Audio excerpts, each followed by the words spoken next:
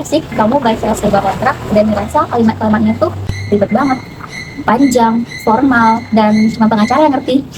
Nah, di balik kalimat-kalimat itu ada satu seni, namanya legal drafting. Tapi, apa sih sebenarnya legal drafting itu? Coba bayangin, kamu lagi bikin bisnis bareng teman.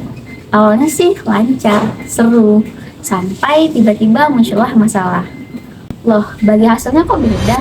Harusnya kan kayak gitu. Nah, disinilah legal drafting jadi penyelamat. Karena intinya, legal drafting itu adalah seni dan teknik penulisan dokumen hukum, supaya semua kesepakatan bisa jelas, adil, dan dapat dipertanggungjawabkan di mata hukum. Jadi, legal drafting bukan cuma soal menulis kalimat hukum yang keren, tapi soal menyusun kata-kata yang mempunyai kekuatan hukum. Karena setiap kata bisa dipelindung dan atau malah jebakan jika salah tulis. Secara sederhana, legal drafting itu proses menyusun dokumen hukum, mulai dari kontrak, MOU, perjanjian kerja, bahkan peraturan perundang-undangan. Tujuannya agar isi dan maksud hukumnya jelas tanpa bikin orang bingung. Ada dua hal penting di dalamnya. Pertama, kejelasan, supaya tidak ada multitafsir, dan yang kedua, konsistensi, biar semua istilah, pasal, dan rujukan yang ada di dokumen selaras dari awal sampai akhir. Nah, dalam praktiknya ada beberapa prinsip dasar yang harus dipegang. Pertama, law follows logic. Hukum itu mengikuti logika.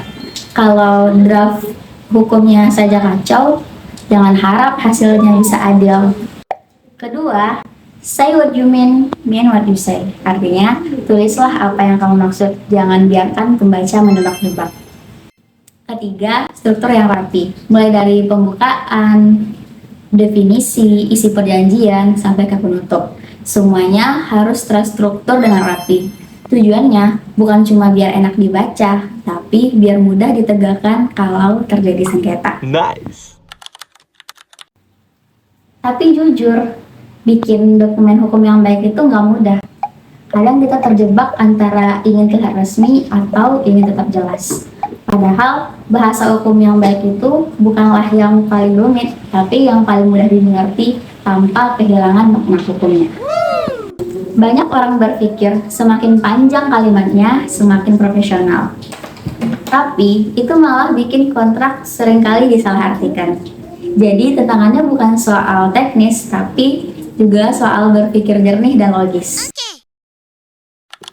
Belajar legal drafting itu sama seperti belajar merangkai janji, tapi ini janji yang memiliki kekuatan hukum. Lewat kata-kata yang tepat, kita bisa melindungi hak, memastikan keadilan, dan membangun kepercayaan. Jadi, nanti kalau kamu membuat kontrak, dokumen hukum, bahkan naskah akademik, ingatlah, setiap kata punya makna, dan setiap makna bisa menentukan keadilan. Itulah kenapa legal drafting itu bukan cuma soal menulis hukum, tapi bagaimana hukum itu ditulis dengan kejelasan, logika, dan tanggung jawab. Karena di mata hukum, kata-kata bukan cuma bicara, tapi juga bekerja.